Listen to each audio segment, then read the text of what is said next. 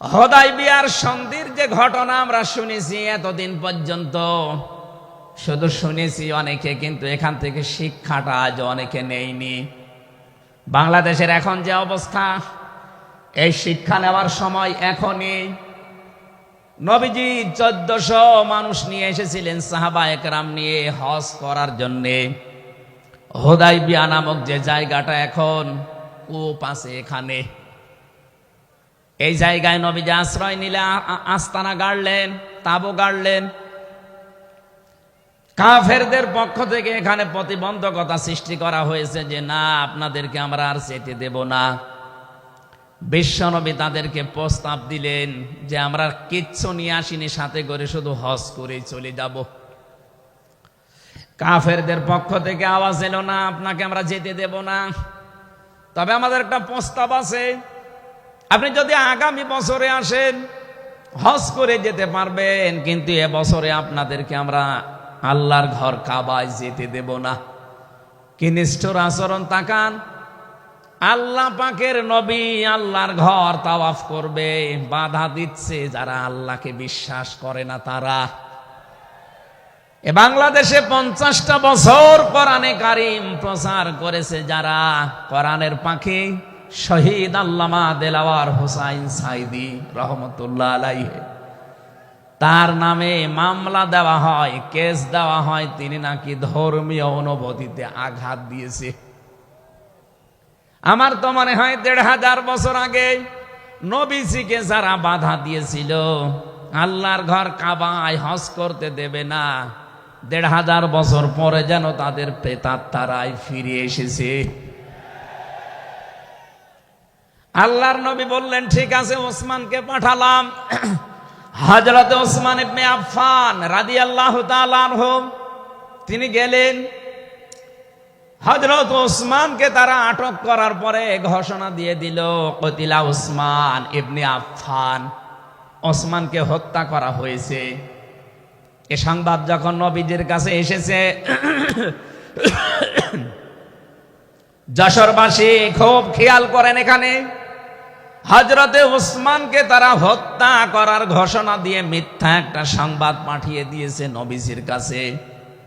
নবীজি সাহাবায়ে কেরামকে বললেন, যারা ইহরামের কাপড় পরে এসেছিলে সব এখন খুলে ফেলো। সাহাবায়ে কেরাম বলেন, হে রাসূল, ইহরামের কাপড় খুললে হজ? বলে হজ আগামী বছর।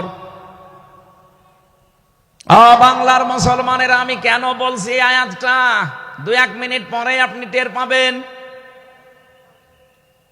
দ্বিতীয় নম্বর, নবীজি বললেন আজকে রমজান মাস, এটা এ রমজান মাসের এখন আর আধা ঘন্টা 1 ঘন্টার সময় আছে মাত্র ইফতারি করার, এখনই ভেঙে ফেলো, ইফতারি করে ফেলো। দরকার আগামীতে রোজা আবার রমজান সিয়াম আবার করে দেওয়া যাবে। যে 2টা সিদ্ধান্ত নিলেন, 2টাই ফরজ, একটা রোজা, একটা হজ। নবীজি কিন্তু জানতেন ইহরামের কাপড় খুলে ফেললে হজ ভেঙে যাবে, আর একটু পরেই তো ইফতারি করলে রোজাটা হয়ে যায়। বিশ্ব নবী বলেন না, এক্ষুনি রোজা ভেঙে ফেলো। আবার বলছে, কান খাড়া করেন, আমি কিন্তু 2 মিনিটের ভেতরে জায়গায় যাব। এত বড় 2টা বড় বড় ফরজ বিধান নবীজি লঙ্ঘন করছেন, কারণটা কি? কারণ একটাই, ওরা একজন নিরপরাধ মানুষকে আটক করে হত্যার ঘোষণা দিয়েছে। আপনি বাংলাদেশকে 15.5 বছরের সাথে ওই ঘটনাটা মিলান। একটা নিরপরাধ মানুষ, মাত্র একজন, তাকে আটক করে হত্যার ঘোষণা দেওয়ার কারণে যদি নবী মুহাম্মদুর রাসূলুল্লাহ হজ ছেড়ে দিতে পারেন, রোজা ছেড়ে দিতে পারেন, তিনি ওই বাবলা গাছের নিচে হাত দিলেন। সাহাবায়ে কেরামকে বললেন, আমার হাতের উপরে সবাই হাত লাগাও, আমি আজকে তোমাদেরকে বায়াত গ্রহণ করাবো, শপথ নেব তোমাদের কাছে। 1399 জন নবীর সাথে আছে, আর হযরত ওসমানকে যেহেতু তারা আটক করেছে, এই 1399 জন সবাই নবীজির হাতের উপরে একটার পরে হাত দিতে আছে। বিশ্ব নবী ডাক দিয়ে বলেন, সাহাবীরা, জিবরাইল এই মাত্র সূরা ফাতিহা সূরা ফাতিহা এই সূরার 18 নম্বর আয়াতটা আমাকে তেলাওয়াত করে শুনিয়ে গেল। জিবরাইল এসেছিল, তোমরা কেউ দেখতে পাওনি। জিবরাইল আয়াতটা শুনিয়েছে, লাকাদ রাদিয়াল্লাহু আনিল মুমিনিনা ইয ইউবাইউনাকা তাহতাশ শাজারাতি ফাআলিমা মা ফি কুলুবিহিম ফানজালাস সাকিনাতা আলাইহিম ওয়া আসাবাহুম ফাতহান করিবা। খুব খেয়াল করেন, সেই সময় পর্যন্ত আমি চলে এসেছি। নবীজি নিজের বাম হাতটা সাহাবায়ে কেরামদের উপরে রেখে বললেন, সাহাবীরা, আজকের এই বায়াতের উপরে, শপথের উপরে আল্লাহ পাক নিজেই জানিয়েছেন যে তিনি রাজি হয়ে গেছেন। আয়াতটা শুরু করার আগে আল্লাহ দুইটা তাকিদ দিয়েছেন, লাম এবং কদ। লাকাদ রাদিয়াল্লাহু আনিল মুমিনিন। আল্লাহ পাক বলেন, আমি নিজে মুমিনদের উপরে অবশ্যই অবশ্যই রাজি হয়ে গেছি। রাজি হব না, হয়ে গেছি।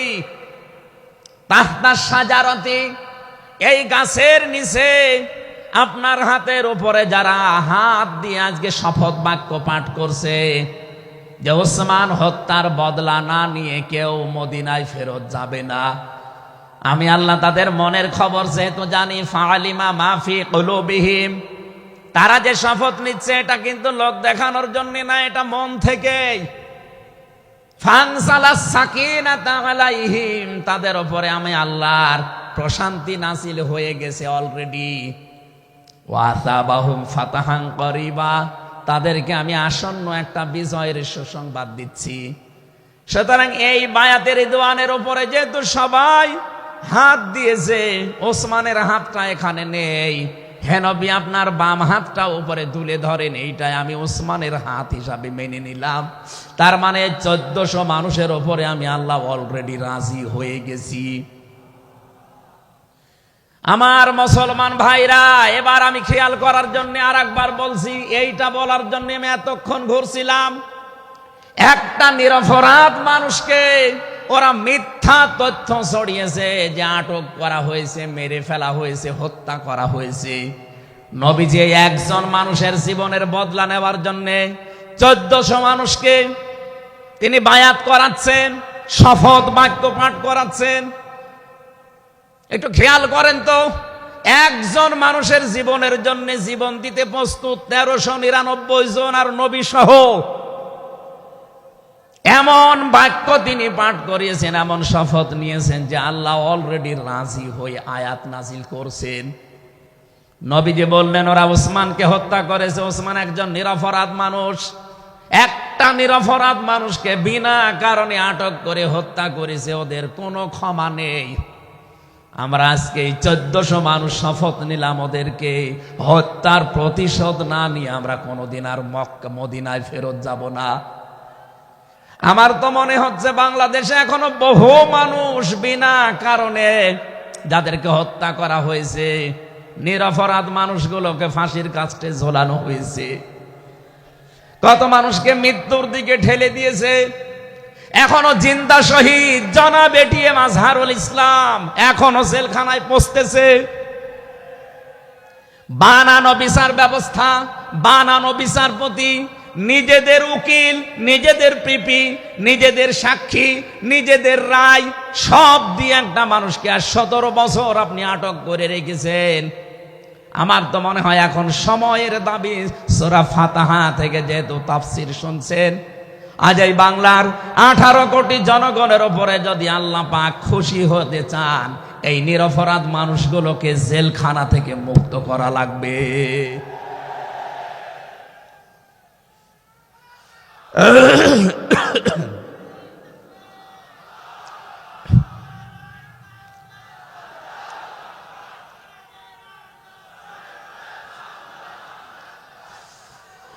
যশোর বাসে আল্লাহ রাব্বুল আলামিন এখানে কয়েকটা বিষয় আমাদেরকে উপহার দিতে চেয়েছেন সুসংবাদের মাধ্যমে। এক নম্বরে আল্লাহ বলেন আমি রাজি হয়ে যাব। দুই নম্বরে ওদের মনের মূল কথাগুলো যেহেতু আমি জানি, সুতরাং যারা নারায়ে তাকবীর আল্লাহু আকবারে স্লোগান দিয়ে এই মাজলুম মানুষটার পক্ষে অবস্থান নিলেন, আমার তো মনে হচ্ছে ফানজালা সাকিনাতা আলাইহিম, আল্লাহ পাক তার রহমত এখন এদেশের উপরে নাজিল করবে। দুই নম্বরে ওয়াসাবাহুম ফাতাহান করিবা, একেবারে সুপ্রসন্ন নিকটবর্তী বিজয় আমাদেরকে আল্লাহ এই মাজলুম মানুষটার পক্ষে দাঁড়ানোর কারণে দেবে। আমি আজকেও একজন জেল খাটা মানুষের সাথে কথা বলছিলাম, তিনিও প্রায় 3.5-4 বছর জেলে ছিলেন। তিনি জ্বালাচ্ছিলেন যে হামজা ভাই, আসলে আমরা যারা জেলে ছিলাম তারা ছাড়া এটা বোঝানো সম্ভব না।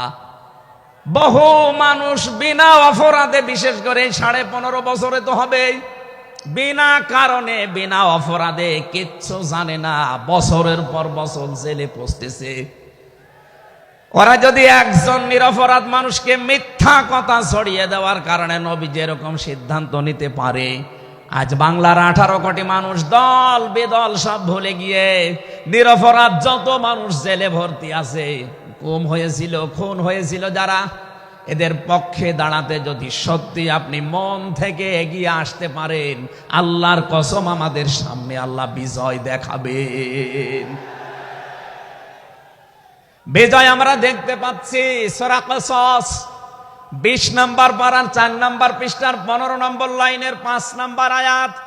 বাড়িতে যে আয়াতটা তাফসীর দেখবেন, আল্লাহ রাব্বুল আলামিন বলেন নুরিদু আন্নামুন্না আলাল্লাযীনা ইসতাদঈফু ফিল আরদ ওয়া নাজআলাহুম আইম্মাতা ওয়া নাজআলাহুমুল ওয়ারিসিন।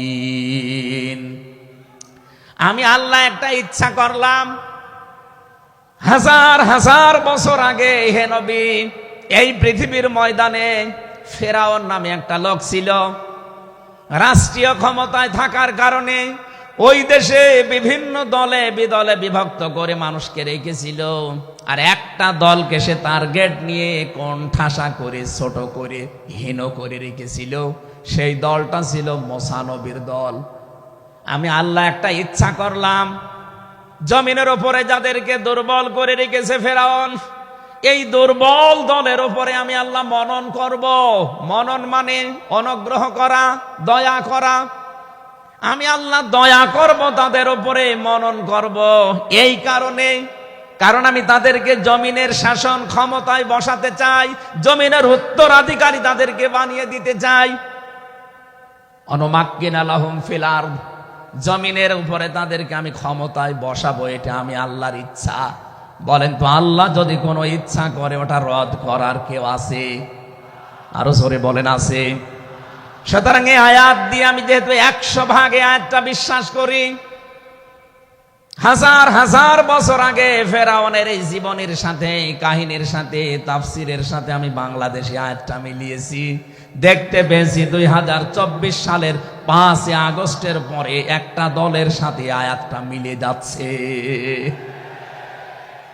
আপনি যাই মনে করেন এইটাই বাস্তব। এই 54 বছরে ভুয়া ধোয়া তুলে, ভুয়া চেতনার নাম দিয়ে যাদেরকে কোণঠাসা করে রেখেছিলেন জনগণের কাছ থেকে, আল্লাহ যেন হঠাৎ করে মানুষের মনের ভেতরে তাদের প্রতি পরিবর্তন এনে দিয়েছেন। আল্লাহ পাক যেন এই মানুষগুলোকে একটা মনন করেছেন, একটা দয়া দেখিয়েছেন।